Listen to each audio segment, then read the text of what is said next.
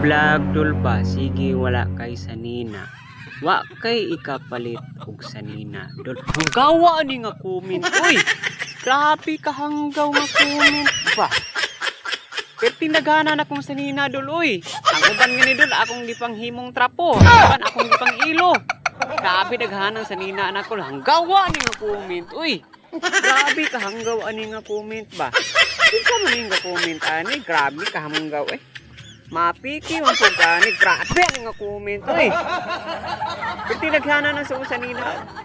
Duloy. Oh, kini akong gi purong dul. Sanina ni dul. Oh, maong gahubo-hubo ko dul kay matso man ko dul awa dul ako kay ko kuan abs dul, nakita akong abs nga bukog dul. Ana na dul. Pero bahala ka na dul.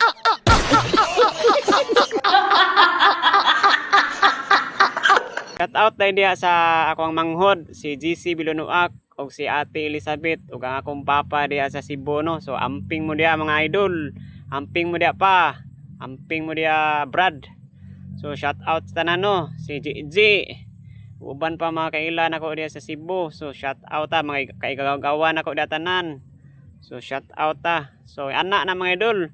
So pasiaw lang ta, no?